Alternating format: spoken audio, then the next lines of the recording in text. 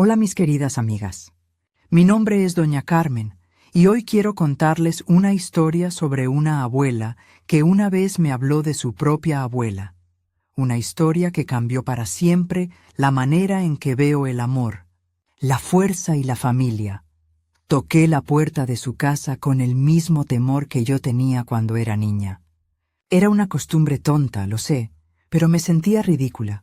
Abría la puerta despacio, como si dentro guardaran una bombilla frágil. Ella me miró de arriba a abajo, y por un momento no reconocí esa mirada. Sus ojos, que siempre habían sido un faro, se clavaron en mí como si yo fuera la extraña. «¿Quién es usted?», me preguntó sin levantar la voz. Yo me quedé en silencio por un momento. No fue la forma ni la frase, fue el tono. Había una distancia que antes no existía. Entonces recordé la última vez que me contó la historia. Fue en la cocina con olor a café, el 12 de septiembre de 1999. Ella la contó como quien saca una moneda vieja del frasco. Con cuidado, como si no quisiera romper algo. Mi abuela se llamaba Rosa, aunque en el pueblo la conocían como la doña que cosía caminos con la aguja y la palabra justa. No era mujer de grandes riquezas, pero tenía tesoros escondidos. Un frasco de vidrio con monedas que guardaba para cuando viniera la necesidad. Así decía. Un par de perlas en un cajón que parecían dormidas. Una colcha que había hecho con retazos de camisas viejas y un puñado de cartas atadas con hilo azul. Eran cosas simples, pero pesaban más que cualquier joya en mi memoria. Cuando me dio la primera vez una de esas cartas, su mano tembló como hojas en tormenta. Mi abuela me enseñó a leer entre líneas, a entender lo que callaban las fotos.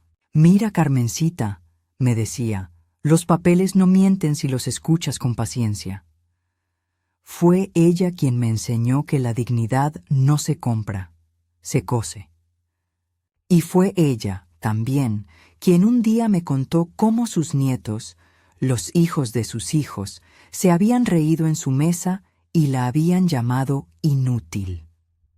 Me contó cómo esas palabras, arrojadas como semillas amargas, germinaron con tiempo y dieron frutos duros. Cómo, después de aquello, ella tomó una decisión que nadie se esperaba. Dejar su herencia al único que la cuidó cuando todos los demás se rieron. No voy a mentirles.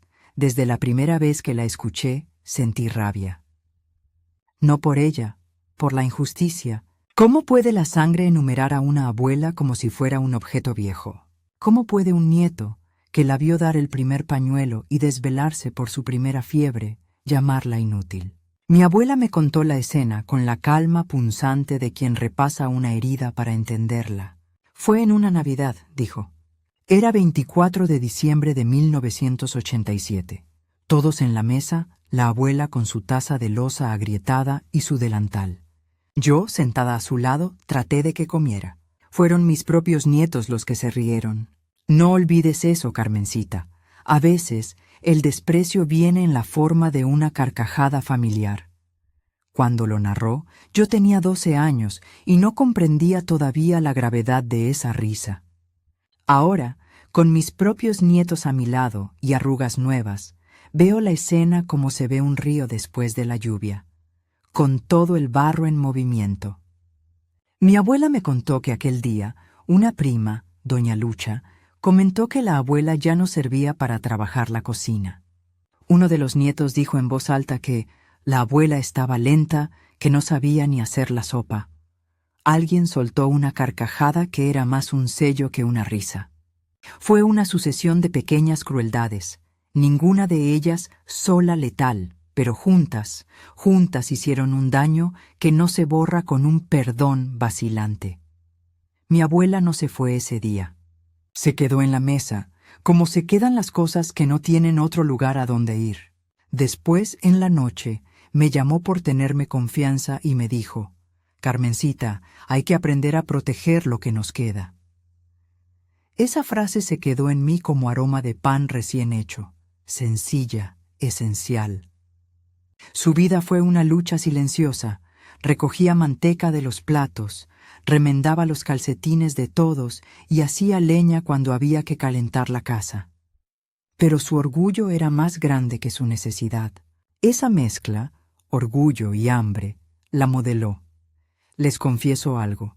Cuando era niña, me gustaba sentarme en su cocina y jugar con el frasco de monedas. Ella me contaba historias de su propia madre, mi bisabuela, que había llegado a la ciudad en 1910 con un bolso de madera y la seguridad de que el mundo aún no había terminado. Mi bisabuela, me decía, era mujer de compromisos, de letras escondidas en el forro de los vestidos y de promesas hechas en la penumbra. Siempre hubo secretos en las familias, Carmencita, me repetía. Pero hay que cuidar también de los que nos cuidan. Estas frases eran pequeñas brújulas que ella me dejó. Si algo plantó en mí ese tiempo, fue la curiosidad por las cartas viejas. Las cartas que ella guardaba, algunas con fechas, otras sin fecha, algunas con nombres, otras solo con iniciales. Me hablaban de amores que nunca llegaron, de deudas saldadas con sudor, de perdones demorados. No se deshaga de eso, le decía a ella al viento cuando veía que yo las hojeaba. Es memoria y memoria en papel vale tanto como el propio pan. Así que aprendí a leer la caligrafía de los días. Una letra temblorosa me decía miedo, una letra firme me decía resolución.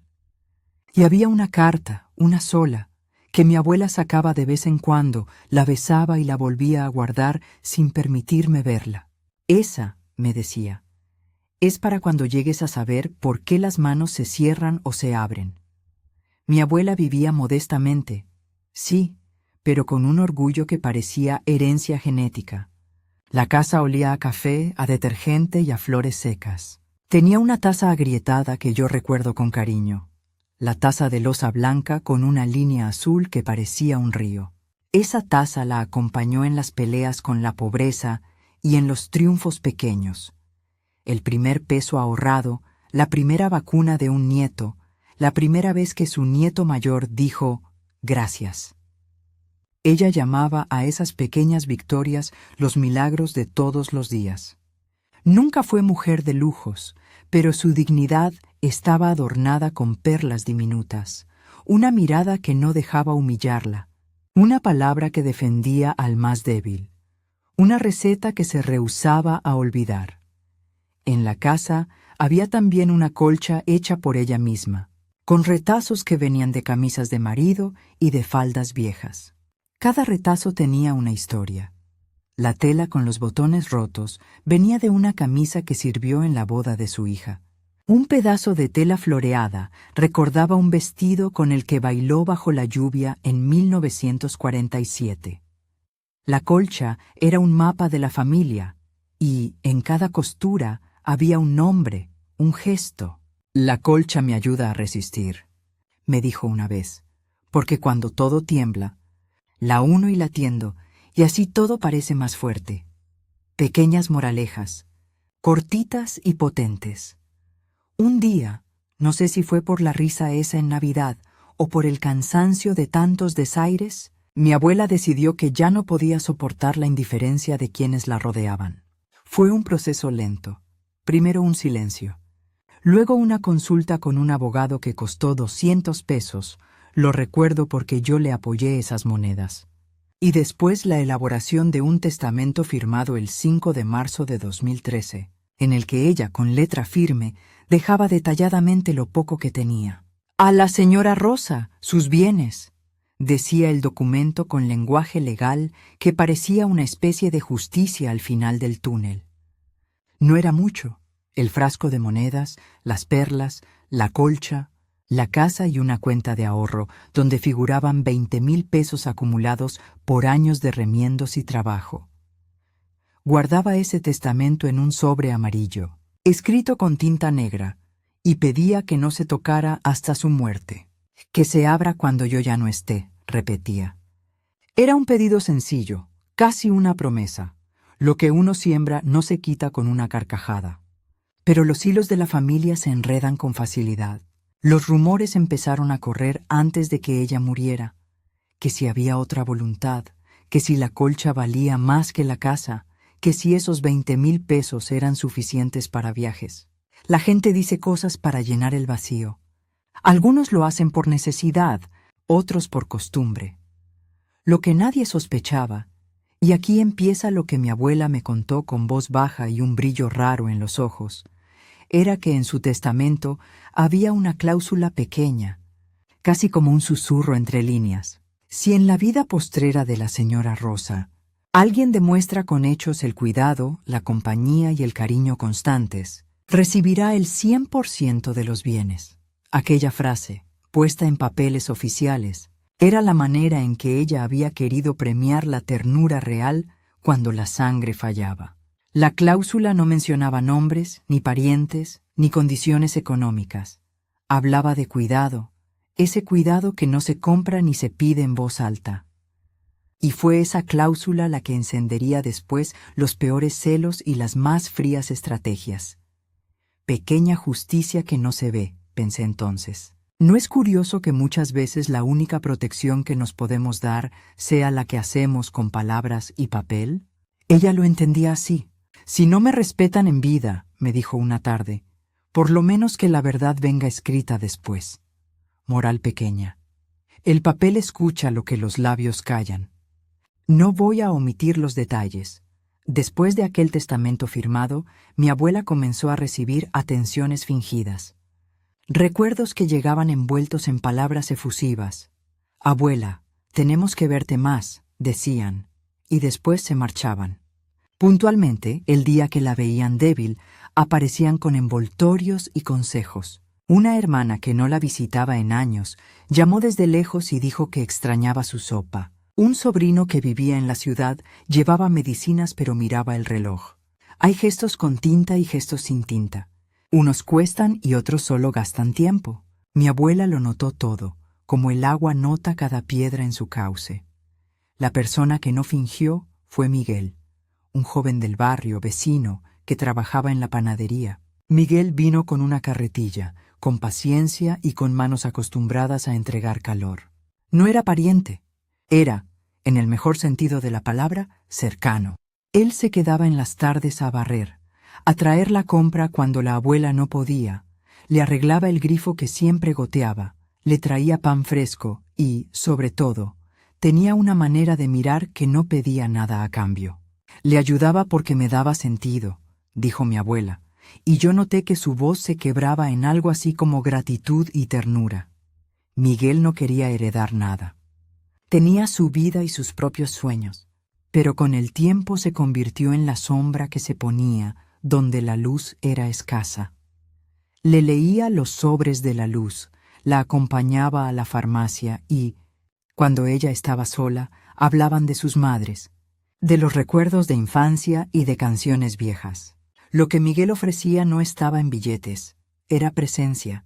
La presencia es, amigas mías, una moneda que no se falsifica. La familia, por supuesto, miró con recelo esa relación. ¿Y quién es ese joven?, preguntaban. No es de la familia. Y decían con la máxima honestidad de los que no conocen la ternura. Está con ella porque quiere la casa. Palabras largas que esconden sospechas pequeñas. Mi abuela reía cada vez que se enteraba de esos chismes y los desmentía con simplicidad. ¿La casa? Si yo no puedo ni con el jardín.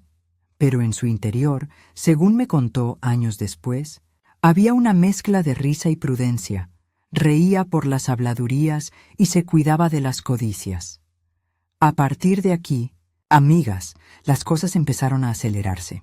Por un lado estaban las visitas rápidas, las invitaciones vacías, las manos que se ofrecían para arreglar lo visible. Por el otro, el gesto paciente de Miguel, que fue tejido por días, semanas y años. Poco a poco, los signos de desprecio que habían empezado con una risa en Navidad se convirtieron en un patrón. Llamadas no contestadas, celebraciones de cumpleaños que omitían su nombre, comentarios en voz alta sobre su estado que la relegaban a un rol invisible. ¿Les parece posible que una familia haga eso? A mí me dolió hasta el alma escuchar a mi abuela relatármelo. Me acuerdo muy bien, y aquí viene una cosa que siempre me hizo dudar. del día en que encontré una carta doblada en el cajón de la cocina. Era del abogado y tenía la fecha, 5 de marzo de 2013. La abrí con manos temblorosas. El papel olía a tinta vieja y determinación. Había una cláusula que yo ya sabía, pero a su lado alguien había escrito a lápiz una nota. Revisar beneficiarios. Las palabras estaban hechas con prisa. ¿Quién había metido esa nota en el sobre? ¿La familia buscando una forma de cambiar el rumbo? Mi corazón se heló. Ella me miró cuando le dije lo de la nota, y su respuesta fue tan pequeña como una cuchara. A veces las manos quieren más de lo que el corazón da. El poder no siempre se ejerce con palabras grandes. A veces es la nota en lápiz la que anuncia la tormenta. Hola, mis queridas amigas. Mi nombre es Doña Carmen, y hoy quiero contarles una historia sobre una abuela que una vez me habló de su propia abuela. Una historia que cambió para siempre la manera en que veo el amor, la fuerza y la familia. Abrí la fotografía con manos que ya conocen el temblor de los años.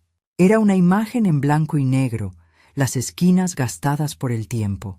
En ella aparecía mi bisabuela, la madre de mi abuela Rosa, sentada en una silla de rejilla, con la mirada firme, la blusa planchada y, en sus manos, lo que parecía un papel enrollado. A su lado, casi a la distancia de una espiga, se veía a un hombre joven sosteniendo una pequeña caja con llave. La inscripción al reverso, escrita con letra apretada, decía: Documento recibido, 21 de octubre de 1924. Sentí el aire faltarme. ¿Qué documento? ¿Qué caja? ¿Por qué mi bisabuela sostenía eso como si fuera un tesoro o una condena? Cuando le mostré la foto a la abuela, sus pupilas se achicaron y por un momento la cocina se llenó del eco de un nombre sin pronunciar. Esa foto, esa tarde cambió todo para mi madre, dijo ella, con esa voz que parecía arrastrar cuerdas de memoria. Me contó que mi bisabuela, aún joven y con la voluntad de quien sabe que la vida no da segundas oportunidades, había guardado cuidado y papeles que podían, en algún minuto, resolver disputas futuras. La caja con llave contenía recibos, pactos y una carta con tinta fosilizada. Pero lo más inquietante era la fecha, 21 de octubre de 1924, un tiempo en el que las mujeres apenas tenían voz y menos aún derecho a la tierra. No quiero que piensen que estoy exagerando la gravedad. Para mujeres como mi bisabuela, un papel podía ser la diferencia entre un techo y la calle. Con esa caja en la mano, mi bisabuela creyó tener cierto resguardo. Y luego, me contó mi abuela, pasaron cosas que se parecen a lo que ahora veía en mi propia familia. Visitas interesadas, palabras dulces con rencor por debajo, y sobre todo, el rumor venenoso de que una mujer sola era incapaz de manejar bienes. La historia se volvió una repetición. La familia que reclama, la voz que silencia, el cuidado que no llega. Empecé a escarbar en lo que quedaba del baúl de cartas, con la sensación de que cada papel era una llave. Entre los sobres amarillentos encontré, además de la foto, un telegrama, una boleta de pago y una hoja cuyo encabezado decía: Escritura de cesión, Parque de la Estación, con sello y firma apenas legible. Había números, 500 pesos, una suma considerable en aquellos años, y una nota a lápiz que decía: se vendió por necesidad, 10 de febrero de 1926. Las palabras me pegaron como viento frío. ¿Vendió mi bisabuela lo que pudo haber sido la semilla de una pequeña fortuna? ¿La obligaron a desprenderse de algo que ahora, con el pasar de los años, explicaba por qué la casa de mi abuela siempre olía a esfuerzo? Mi abuela puso la taza sobre la mesa y dejó que la espuma del café temblara. Mi madre hizo lo que pudo, Carmenita, susurró. Ella vendió para que no muriéramos de hambre. Y luego, con una autoridad serena, añadió: pero no todo lo que se pierde es por el hambre. A veces se pierde por la traición. Esa palabra, traición, cayó en la cocina como una chapa que se abre. Empecé a entender que la cláusula del testamento de mi abuela Rosa, esa que premiaba el cuidado con el 100% de los bienes, no nacía de la nada. Era la cicatriz de una historia que había hecho aprender a las mujeres a protegerse por sí mismas. Decidí seguir las pistas. Fui con la fotografía al archivo parroquial del pueblo, un lugar oloroso a papel viejo y cera, donde las hojas se apilan como si contaran sus propias oraciones. Hablé con don Eusebio, el hombre que más sabe de fechas y firmas en el pueblo. Él tomó la foto, pestañeó y me dijo: «Aquí hay algo que no cuadra. Esa caja, ese sello, si es lo que creo, alguien tuvo que certificar esa sesión». Mis manos se pegaron al mango de la puerta al salir. Sentí con claridad que alguien, hace casi un siglo, había movido papeles para sacar de las manos de una mujer lo que a ella le pertenecía.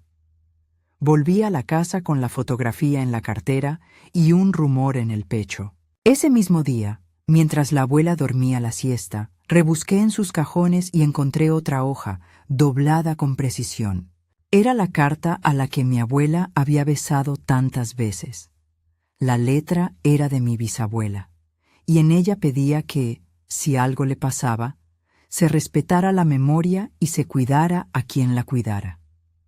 Era una carta pequeña, firme, con una frase que me dejó sin aliento: «Si la familia olvida, que la justicia la recuerde en tinta». ¿No es hermoso y trágico al mismo tiempo? Mi bisabuela había confiado en la ley para proteger su vida. Pero la vida tiene maneras de doblar las leyes cuando hay manos deseosas. Continué reuniendo piezas. Encontré en una libreta vieja una lista de deudas pagadas y otras no. Una que decía Don Cristóbal, 200 pesos, recibido con promesa de tierras, y otra que marcaba firmado J.P., iniciales que, con los años, se repetían en muchos papeles. Empecé a atar nombres con fechas y la maraña me mostró un patrón. En 1926, un movimiento de tierras y dinero que coincidía con la venta a un comprador desconocido.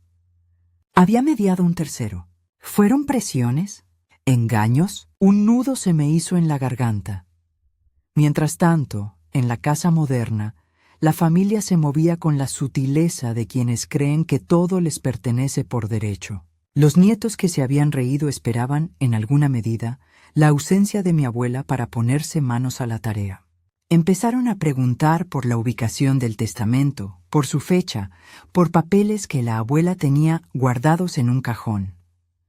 Sus voces, que antes se habían mostrado risueñas, ahora adquirían un matiz burocrático. «Tenemos que ver eso del testamento», decían en la cocina, como hablando de una transacción en una bolsa de mercado. Y cada vez que preguntaban, la abuela miraba hacia la ventana como si midiera la sombra del olmo en el patio. Mi abuela me contó un episodio que me heló los huesos. Una sobrina, con voz de circunstancia, le pidió que firmara un papel para actualizar datos en el banco. La abuela, desconfiada, preguntó de qué se trataba. «Es para poner a los nietos como beneficiarios», dijo la sobrina. Mi abuela, con esa mezcla de orgullo y sentido común que la caracteriza, respondió: «No, yo quiero que estés bien cuidada. Si alguien me cuida de verdad, que sea quien reciba mi gratitud». La sobrina se fue con los labios apretados. Ese mismo gesto fue el que, años después, me daría la seguridad de que los intereses no siempre son visibles a primera vista. Cada descubrimiento aumentaba mi cólera y mi protección hacia la abuela. Vi cómo se multiplicaban las llamadas, cómo se diseñaban reuniones para hablar del futuro y cómo algunos familiares empezaron a preocuparse por la salud de la abuela con la intención escondida de cercarla. Empezaron a traer médicos que no conocía, a sugerir internaciones, a hablar de incapacidad con una ligereza que me dolía. Mi abuela, con la paciencia que la ha hecho grande, sonreía y decía: «Que hablen. Mi almohada sabe quién soy». Moral pequeña: nunca subestimes el silencio de quien ha sufrido. Y entonces, El rumor crujió en algo concreto. Una nota apareció en el buzón, anónima, con tinta corrida. Decía: revisen los papeles. No todo lo que brilla es suyo. Aquella frase, simple y anónima, hizo que mi abuela y yo nos miráramos con el mismo pensamiento. Alguien en la familia sabía más de lo que mostraba. ¿Un aliado? ¿Un culpable con remordimiento? La sospecha es una cuerda que nos aprieta y no nos suelta hasta que la verdad emerge.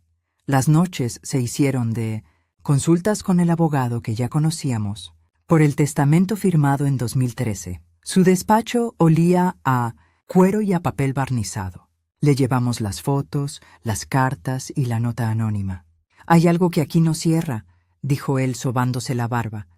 «Si hubo cesión de terrenos en 1926 y hay dudas sobre firmas o testigos, hay que pedir un peritaje de escritura y una revisión notarial». Fue él quien nos explicó que en los papeles de antaño a veces se colocaban testigos que luego desaparecían del mapa, o sellos que se falsificaban para dar veracidad. «No es tan raro», añadió. «La codicia es antigua». Y aquella frase, que sonó a sentencia, me dejó con la piel de gallina. Las piezas comenzaron a encajar como un rompecabezas macabro. La foto, la caja, la venta por necesidad, las iniciales repetidas. Empecé a sospechar que la misma sangre que se soltó en mi familia décadas después lo había hecho antes contra la mía. ¿No es terrible pensar que la historia familiar tenga un hilo conductor hecho de manos que toman? Aprendí a mirar las cosas no como accidentes aislados, sino como patrones tejidos por generaciones. Había, además, un elemento que no podía obviar: Miguel, el joven del barrio. Él, como siempre, se ocupaba de la abuela con discreción y ternura. No buscaba papeles ni testamentos. Traía pan, arreglaba la puerta y se sentaba a escuchar las historias. Pero la gente murmuraba. «Ese muchacho está demasiado cerca», comentaban. En realidad, su presencia comenzó a ser una molestia para los interesados. Su cuidado era una barrera para sus planes. Y así, como si se tratara de un tablero de ajedrez, los movimientos se hicieron claros. Quienes deseaban la casa comenzaron a desplazar piezas, a preguntar por la firma del notario, a insinuar incapacidades. En la tensión creciente, ocurrió algo que terminó por romper las reservas. Un documento apareció sustituido en el cajón donde la abuela guardaba sus papeles. No sé si fue la noche en que el viento rugió o la tarde en que la lluvia vino a lavar la memoria, pero la hoja que antes decía «Testamento, Doña Rosa, 5 de marzo de 2013, había sido sustituida por una copia que mostraba otra. Fecha: 15 de noviembre de 2015. La copia tenía tachaduras mal hechas y una firma que no coincidía del todo con la letra de mi abuela. Mis ojos lo notaron al instante. Mi corazón hizo un salto como un pajarillo. Corrí a buscar al abogado. «Esto es una falsificación», dije con voz que no era la mía, sino la de alguien que ve a su familia mutilar la verdad. Él tomó la copia, la olió, la dobló y dijo con voz baja: «Si esto fuera un delito, sería un intento de suplantación. Tenemos que peritar la firma, y si es forjada, podemos denunciar».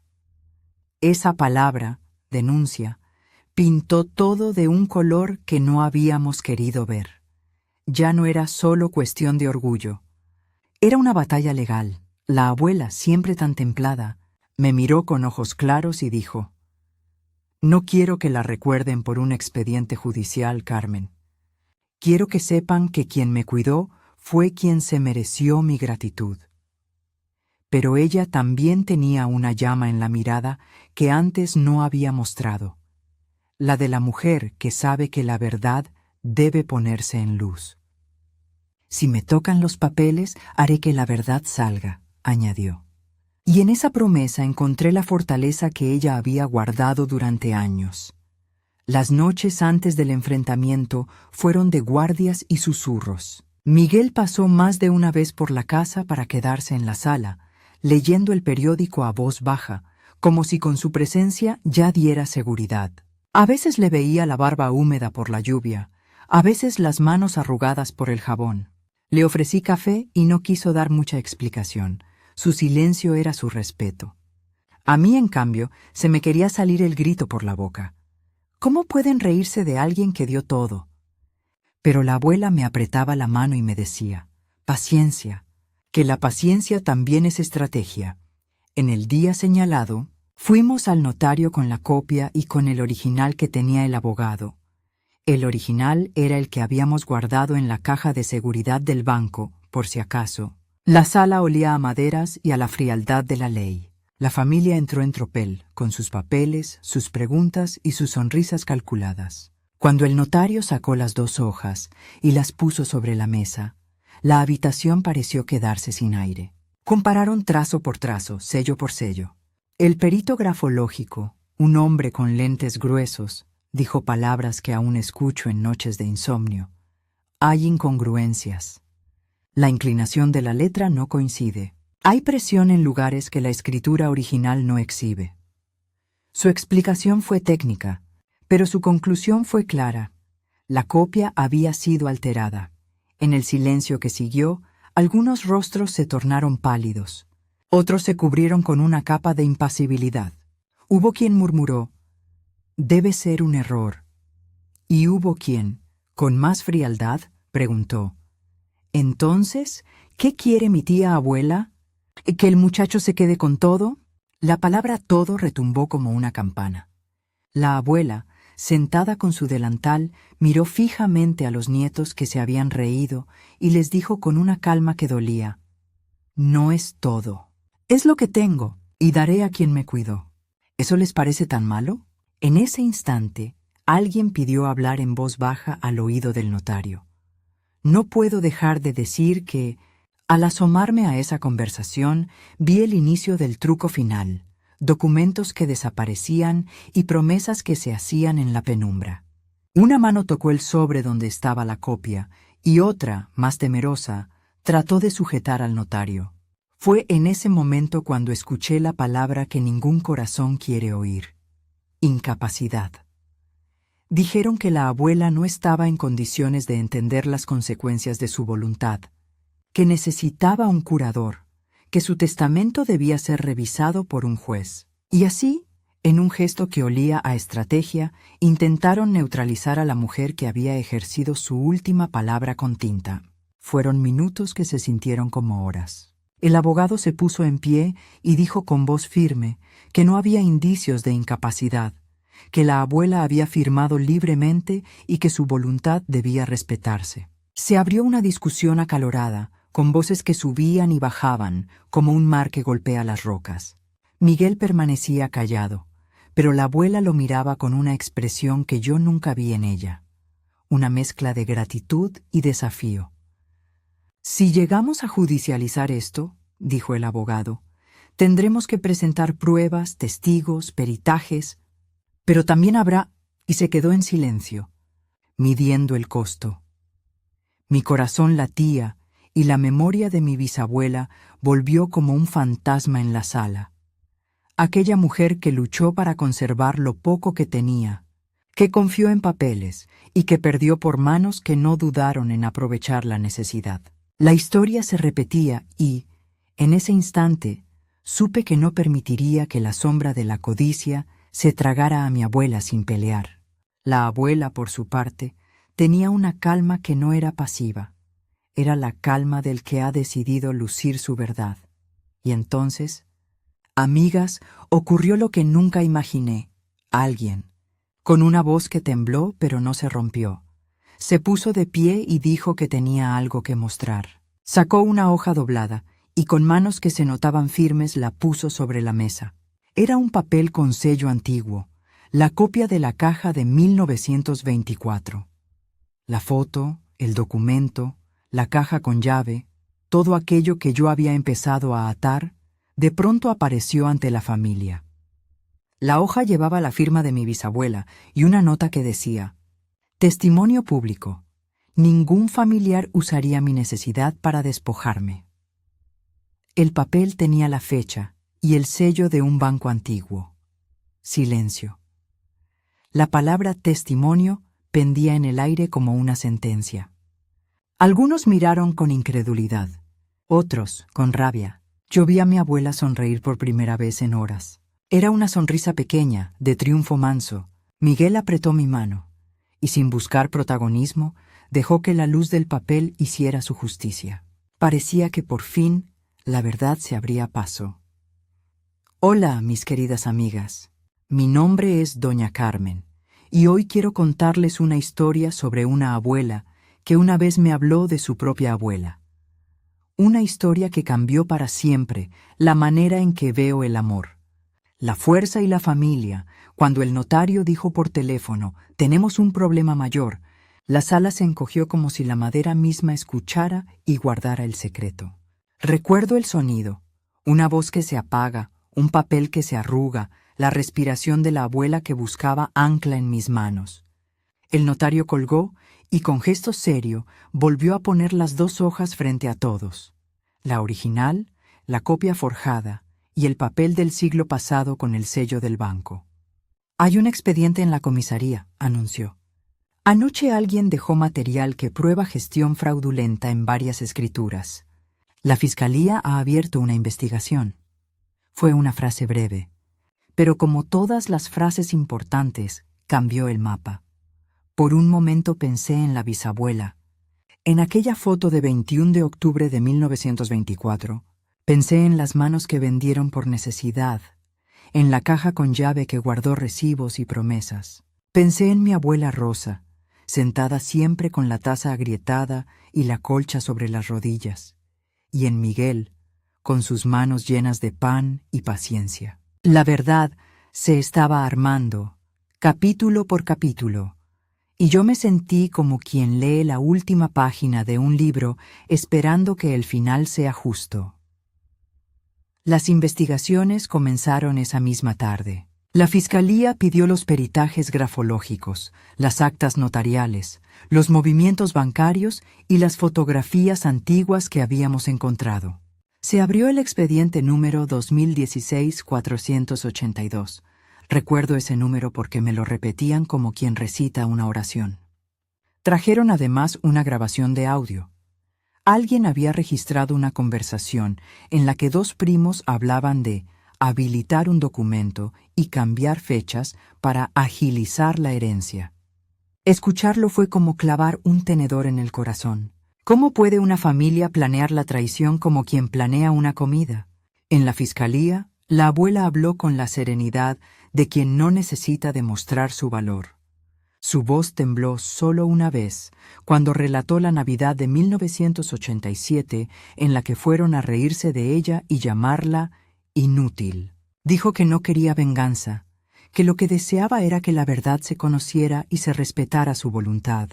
Mi testamento está firmado el 5 de marzo de 2013, leyó con voz clara. Y hay una cláusula que habla del cuidado. No se trata de dinero. Se trata de la dignidad que me dieron cuando los demás se burlaron. Sus palabras fueron pequeñas campanas que tocaron en una sala fría. Mientras la fiscalía trabajaba, la familia se fracturó en 2. Unos, avergonzados y nerviosos, intentaron arreglar las cosas con flores y llamadas. «Perdóname, abuela», dijo una nieta con la voz quebrada. «No supe, no pensé».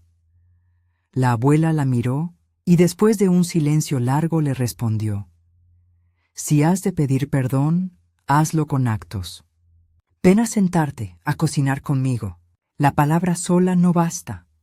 Otros, los que habían movido los hilos, cambiaron de gesto. Algunos dejaron pasar los días y no volvieron. Hay una ley humana que dice: cuando hay vergüenza, la ausencia es su aliada. Mientras tanto, la fiscalía hizo algo que me pareció casi milagroso. Pidieron la caja fuerte del banco donde la familia había guardado, en la década de 1920, documentos relativos a la cesión del parque de la estación. No solo eso, llamaron a los historiadores locales y a un perito en archivos antiguos. Cuando los expertos cotejaron el sello del banco y la tipografía de los recibos, se vio con claridad que la cesión de 1926 había sido, en parte, Resultado de documentación incompleta y de un comprador que actuó con presiones. La conclusión no era solo moral, era legal. Un juez, con la paciencia del que mide cada palabra, ordenó la nulidad de ciertos actos administrativos realizados con coacción. Ese fue el momento en que el pasado volvió a la casa en forma de dinero y títulos. No todo, pero sí lo suficiente para que la balanza se inclinara. La abuela recuperó una parte mínima del patrimonio que su bisabuela había perdido en 1926. No se trató de una fortuna, amigas. Se trató de justicia concreta. Una restitución de 30,000 pesos y la rectificación de la cesión sobre una porción pequeña, que en el pueblo equivalía a un pedazo del recuerdo. Además, la juez manifestó que las alteraciones encontradas en la copia del testamento eran tan evidentes que se justificaba abrir una causa por falsificación y estafa. Aquella noche, alguien dejó un sobre bajo la puerta. Abrí el sobre con las manos que ya no tiemblan tanto como antes, y encontré una hoja escrita a máquina, un nombre, una dirección antigua y una nota breve. Busquen en la vieja bodega de la casa de tía Lucha. La mencioné en voz baja y la abuela se quedó inmóvil. Tía Lucha era la que había dicho tantas veces que la abuela ya no servía para la cocina. ¿Podría ser que allí estuviera la prueba que faltaba? Al día siguiente nos fuimos, con el abogado y con Miguel, a la casa polvorienta donde tía Lucha guardaba frascos de mermelada y palabras que se le pegaban al techo. La bodega olía a humedad y a recuerdos. Entre herramientas oxidadas, encontramos un baúl con cerradura. Dentro, envueltos en papel cebolla, aparecieron documentos, recibos, letras de cambio y al fondo un cuaderno con la caligrafía de mi bisabuela. Allí estaba la nota que certificaba la caja de 1924 y junto a ella un sobre donde tía Lucha había guardado, sin saber, la copia del documento firmado en 2015 por alguien que creía que ya todo estaba en su mano. Tía Lucha, cuando la confrontamos, empezó a llorar. «Yo no sabía. Me dijeron que guardara cosas para la familia», dijo. «Me dijeron que era para proteger a la abuela». El llanto de la mujer tuvo algo de verdad y algo de culpa. Con esas pruebas en la mano, la fiscalía pidió medidas cautelares. Se arraigó la investigación y poco a poco, uno por uno, los involucrados tuvieron que hablar. Algunos dijeron que no sabían, otros admitieron haber querido agilizar la sucesión por las necesidades del hogar. En la sala del tribunal, con la luz entrando por las ventanas altas y el eco de los pasos, el perito grafológico presentó su informe definitivo. La firma del 15 de noviembre de 2015 era, en efecto, una falsificación con trazos añadidos y presiones aplicadas luego del movimiento de papel. Además, las llamadas grabadas y los mensajes de texto que se encontraron en teléfonos viejos demostraban que hubo una estrategia para suplantar la voluntad de la abuela. La palabra suplantación resonó como un golpe. Pero la abuela no buscaba humillar. Quería justicia y descanso. Miguel, por su parte, permaneció a su lado sin hacer discursos. Cuando le pregunté por qué nunca se fue, me apretó la mano y dijo: «Porque la abuela me enseñó que la ternura no merece pago, solo agradecimiento». Sus palabras, tan simples, tuvieron más efecto que 1000 abogados. Fue el cuidado real, la compañía constante, lo que terminó siendo la medida más convincente frente a un juez que también escucha con ojos. El día de la sentencia fue uno de esos que uno recuerda como si estuviera escrito en el lomo de un libro. Fue el 12 de abril de 2017. Recuerdo la fecha como quien recuerda el bautizo de un hijo. La juez, después de leer las pruebas y escuchar a las partes, dictó lo siguiente. Se declaraba la validez del testamento fechado el 5 de marzo de 2013. Se anulaba la copia de noviembre de 2015 por falsificación. Se imponía una multa a los implicados por conducta fraudulenta y se ordenaba la restitución parcial de bienes relacionados con la sesión de 1926, según lo que fuera jurídicamente posible. Además, y esto fue lo más bonito para la abuela, la juez reconoció el valor de la cláusula de cuidado que ella había puesto y declaró procedente la entrega del 100% de los bienes a la persona que la había cuidado con constancia, en este caso, a Miguel. Cuando escuchamos el veredicto, la abuela soltó un suspiro que venía desde el fondo de su pecho. No era de alivio únicamente, sino de liberación. Algunos familiares empezaron a balbucear excusas. Otros, con la cara roja de vergüenza, no sabían qué decir. La nieta que había pedido perdón se arrodilló y abrazó a la abuela. «Perdóname por reírme», dijo. «Te vi débil y me dejé llevar por la ignominia». La abuela la miró y sin dramatismos respondió: «No se borra la falta solo con llanto. Ven y quédate, aprende». Fue una lección sencilla. La reparación exige tiempo y actos. Al salir del tribunal, alguien me dijo algo que no esperaba. «Doña Carmen», murmuró una señora que vendía panes en la esquina. «No sabes, en el pueblo se ha empezado a contar otra historia. Dicen que ahora la gente visita a sus viejos con más frecuencia». Esa frase, insignificante y hermosa, me encogió el pecho. La justicia se había hecho en papeles y sellos, pero lo que realmente cambió fue el modo en que la gente empezó a mirar a los mayores. Y eso, amigas, vale más que cualquier dinero. La entrega de bienes a Miguel fue un acto sencillo y digno. No hubo discursos grandilocuentes ni desfiles. Solo la abuela, una firma en la notaría y el sonido del papel al doblarse. Miguel aceptó con humildad y en lugar de irse a vender la casa o a invertir en negocios, hizo algo que a muchos les pareció extraño. Reorganizó la casa de la abuela para que ella siguiera viviendo allí con comodidad. Compró una mecedora nueva, reparó el techo que goteaba y con su propio dinero contrató a una señora para que la acompañara algunas tardes. Miguel no se quedó con la casa para él. La convirtió en un refugio donde la abuela era reina de su patio y de sus historias. «Lo que me dio fue cuidado», dijo él en voz baja. «No puedo pagar eso con una mansión». Algunos miembros de la familia sintieron humillación y se alejaron. Otros regresaron con manos limpias y gestos sinceros. Mi abuela Rosa, que había pasado por el dolor del desprecio, decidió no mantener rencores innecesarios. «El rencor es un huésped que no invita, se queda y hace carbón en el pecho», me dijo una tarde, mientras me enseñaba a coser una puntada invisible en la colcha. En vez de buscar desgracias, optó por transformar. Con parte del dinero restituido, compró telas nuevas para la colcha y donó una porción a la parroquia para que arreglaran el techo de la escuela. Su justicia fue, al final, generosa. Una carta llegó en septiembre. La carta venía de la nieta que antes había reído. No era un perdón sencillo.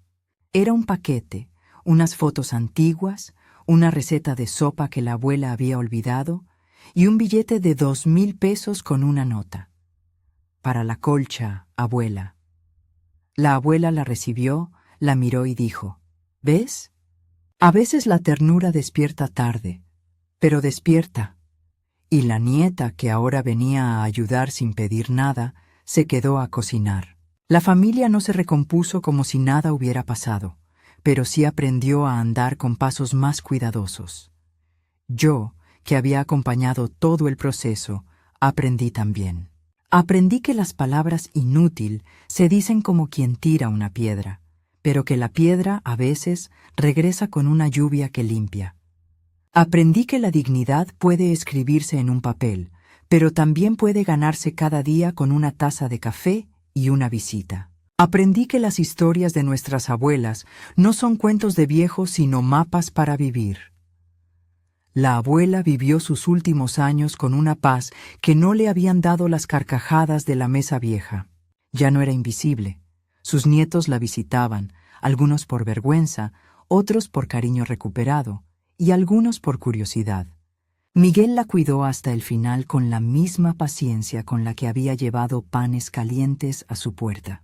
Cuando la abuela murió, El pueblo la lloró como se llora a quienes dieron lecciones sin alarde. En su funeral hubo flores sencillas, la colcha sobre el ataúd y el frasco de monedas cerrado con un lazo. Allí, en medio de lágrimas y risas contenidas, entendí que la justicia había sido más que una sentencia. Había sido un restituir de sentido. Tiempo después, en una reunión donde estaban Miguel y la nieta que ahora ayudaba, escuché a la gente decir que habían cambiado cosas en sus casas. Visitas más frecuentes, abuelas que recibían llamadas, personas que cocinaban juntas. Eso, amigas mías, fue la verdadera victoria. Porque, ¿de qué sirve ganar una batalla legal si perdemos la ternura colectiva? La justicia de los tribunales nos dio papeles. La justicia del corazón nos dio tiempo. Una noche, me senté junto a la colcha y recordé una última cosa. Recordé la frase que mi bisabuela había escrito con tinta que parecía decir que la justicia recuerde en tinta. Y pensé, ¿qué hubiera querido ella, al fin, que hiciéramos con esa tinta? ¿Que guardáramos papeles o que enseñáramos a nuestros nietos a cuidar? Le di vuelta a la pregunta y supe la respuesta. Ambas cosas. Guardar la memoria y enseñarla. Enseñar que la ternura vale más que la risa fácil. Enseñar que las manos que te cuidan merecen reconocimiento. Hoy, sentada frente a ustedes y cosiendo la misma colcha, les dejo esto como una lección. La dignidad no se hereda en cheques, se cultiva en miradas y en actos pequeños. Si tienen una abuela cerca, vayan a ver cómo está. Tráiganle pan, tómense una taza de café y escuchen sus cartas viejas. No esperen a que la tinta corrija lo que un día la risa rompió. Protejan lo que es humano antes de que lo tengan que proteger las leyes. Si esta historia tocó su corazón, compártanla con alguien que valore sus recuerdos familiares. Y no olviden suscribirse. Este viejo corazón aún tiene muchas historias que contar.